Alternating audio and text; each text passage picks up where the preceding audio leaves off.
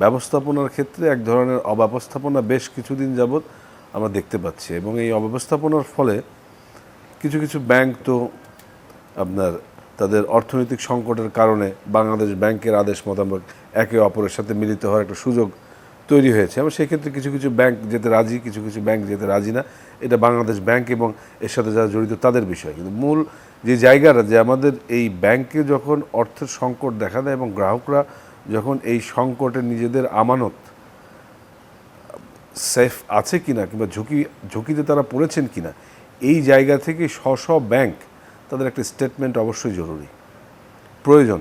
কেননা তাদের যে সমস্ত আমানতকারীরা আছেন তাদের সেই আমানতটা কতটুকু সেফ আছে এটা জানার ক্ষেত্রে তাদের স্টেটমেন্টটা প্রয়োজন, কিন্তু তারা সেটা দিচ্ছেন না।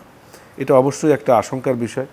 এই আশঙ্কার জায়গা থেকে আমি আশা করব যে বাংলাদেশ ব্যাংক এবং আমাদের এই রেগুলেশনের সঙ্গে যেই সমস্ত কর্তৃপক্ষ যারা যেভাবে জড়িত, এটা যেন আরও ফার্দার ডেটোরেট না করে, সেই ক্ষেত্রে তারা তাদের দায়িত্বপূর্ণ আচরণ করবেন। কেননা এর মধ্য দিয়ে বাংলাদেশের যেই সত্যি কথা বলতে কি আমদানি রফতানি, ওভার ইনভয়েস, আন্ডার ইনভয়েস, এটা কোনো আজকের প্রথম সৃষ্ট কোনো ঝামেলা না, এটা একদম শুরু থেকেই হয়ে আসছে।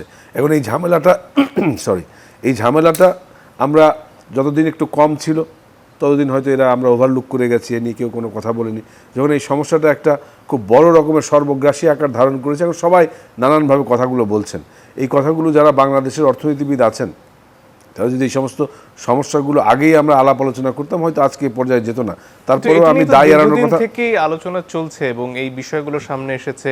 এস আলম গ্রুপের বিরুদ্ধে ডেইলি স্টার বিস্তৃত প্রতিবেদন বের হওয়ার পরেও অষ্টম ব্যাংক তাদের হাতে তুলে দেওয়া হয়েছে। রুমিন ফারহানার একটা কথা আমি একটু বলতে চাই যে হাইকোর্ট কেন আদেশ দিল না। দেখেন, এইটা কিন্তু আদালতের উপরে, আদালতকে এইভাবে দোষারোপ করে একটা বিষয়ে এই আমাদের এই বিচার বিভাগ যে পদ্ধতি, যে সিস্টেম, এই সিস্টেমটাকে কলুষিত করা কিংবা এটাকে আন্ডারমাইন করে কোনো কথা বলা আসলে আমার মনে হয় না প্রয়োজন আছে। কেননা আদালত কোন বিষয়ে আদেশ দেবে কি দেবে না এটা তাদের সম্পূর্ণ আপনি যে ডিসক্রিশনারি পাওয়ার। এখন ওনারা যদি মনে করেন যে এর সাথে সংশ্লিষ্ট যে সমস্ত কর্তৃপক্ষ যারা ইনভেস্টিগেট করতে পারে, দুদক স্বপ্রণোদিত হয়ে করতে পারে, সিআইডি করতে পারে, অন্যান্য অনেকেই করতে পারে, কেন আদালতকে আদেশ দিতে হবে? এখন সেই ক্ষেত্রে কিন্তু দুদক কি সেই তদন্ত করেছে এস আলমের বিরুদ্ধে? এই আলোচনা হতে পারে, কেন দুদক করছে না, কোর্ট কেন এই আদেশ দিল না, এই আলোচনাটা বাদ রেখে কেন দুদক করছে না, আমরা এই আলোচনায় আসতে পারি যে দুদক কেন করছে না। এখন দুদকের কোনো বিষয়ে তদন্ত করার ক্ষেত্রে তাদের সেট কিছু রুলস আছে, যে এর ভেতর থেকে তাদেরকে তদন্ত করতে হবে। তাদের অভিযোগ, সেই অভিযোগের সত্যতা, অভিযোগের গ্রহণযোগ্যতা, সোর্স, সমস্ত কিছু দেখে তারপরে তারা সিদ্ধান্ত নেয় যে আমরা এখানে যাব কি যাব না। এটা তাদের বিষয়। হ্যাঁ, এইখানে যদি তাদের কোনো গাফিলতি থাকে, কোনো গলত থাকে, আমরা সেই বিষয়ে কিন্তু সমানে দুদককে নিয়ে সমালোচনা করতে পারি। কিন্তু এই বিষয়টা যাই হোক না কেন, ঘুরে ফিরে অবস্থা হয়ে গেল, তারপরেও দুদকের দেখার প্রয়োজন নেই মনে করেন? এইটা আমি বলি, দুদকের অবশ্যই দেখার প্রয়োজন আছে। কেন দুদকের দেখার প্রয়োজন নেই? অবশ্যই দুদকের সাথে যারা জড়িত, এটা কর্মকর্তা যারা আছেন, তাদের দায়িত্বই এইটা।